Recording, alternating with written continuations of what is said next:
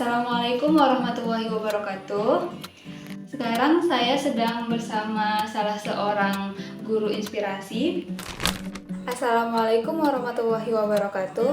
Hello everyone, perkenalkan nama saya Shalwan Yuska dengan NIM 240403006. Video ini saya buat untuk memenuhi tugas ujian akhir semester mata kuliah pengantar pendidikan. Kali ini saya ingin mengenalkan kepada kalian seorang guru yang inspiratif.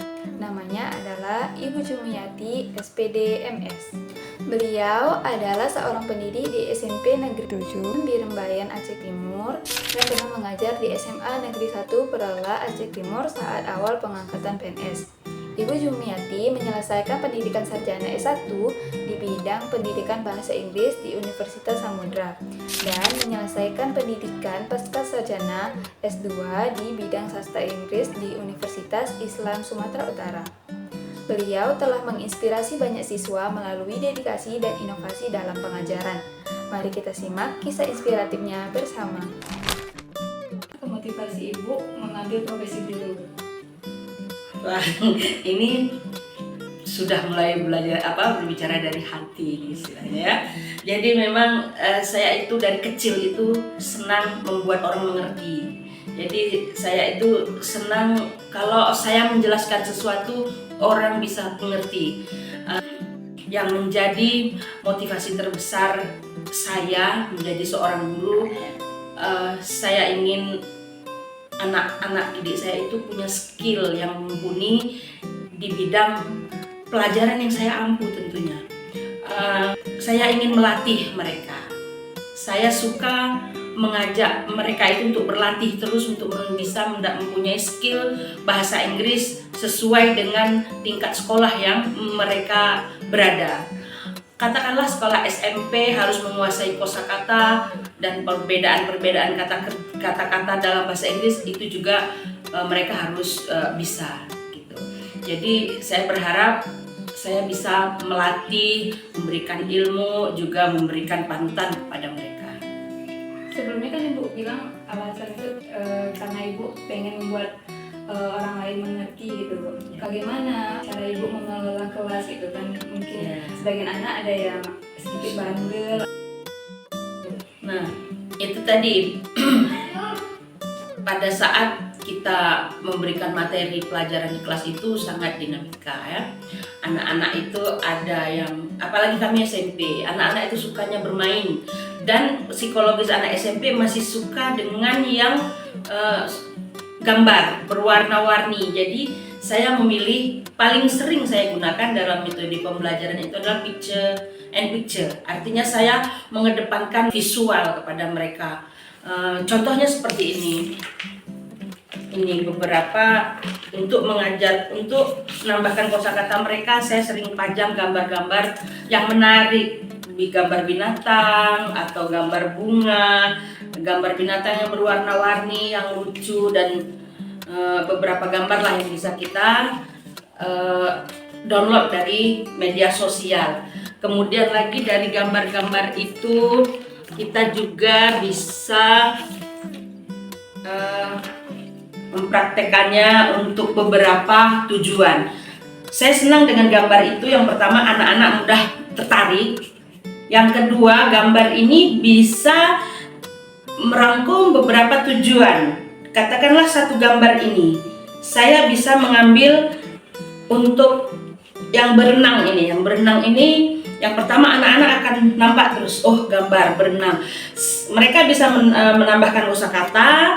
Yang kedua di sini bisa untuk mengungkapkan bisa atau tidaknya seseorang, bisa untuk membuat kalimat bertanya, bisakah kamu berenang? Atau misalnya saya suka berenang, suka dan tidak suka, bisa dan tidak bisa. Semua kegiatan-kegiatan yang ditunjukkan pada gambar ini, kegiatan aktivitas ini bisa dipakai untuk beberapa tujuan pembelajaran gitu. Bisa 2 atau 3, bahkan kadang-kadang bisa sampai 4 begitu.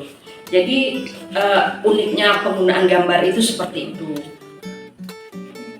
Terus dari yang Ibu lakukan, metode yang Ibu lakukan, apa hasil yang Ibu dapatkan dari metode yang Ibu terapkan di kelas? Apakah tercapai tujuan dari itu? pembelajaran itu ya. Untuk 100% tercapai itu tidak, karena berhasil tidaknya suatu pembelajaran di sekolah sekarang ini sangat besar tantangannya.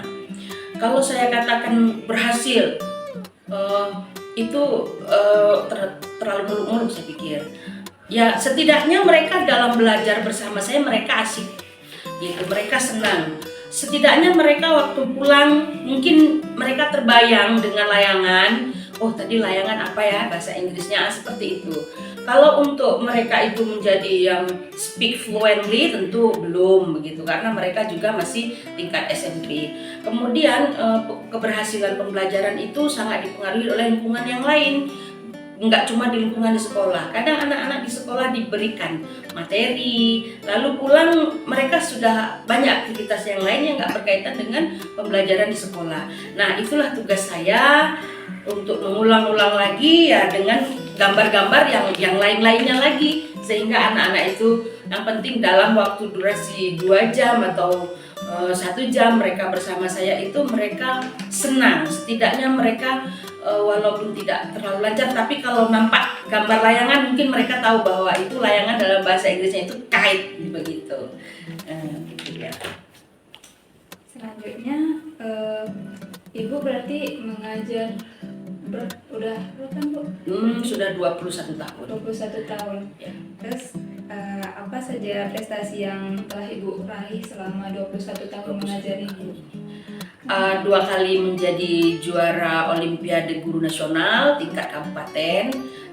Yang pertama juara 2, yang kedua juara 3. Kemudian menjadi juara 1 guru berdedikasi. Guru berdedikasi itu adalah guru yang mengajar daerah terpencil. Jika kita tidak mengajar di daerah terpencil yang terisolir, itu kita tidak bisa mengikuti ajang kompetensi tersebut.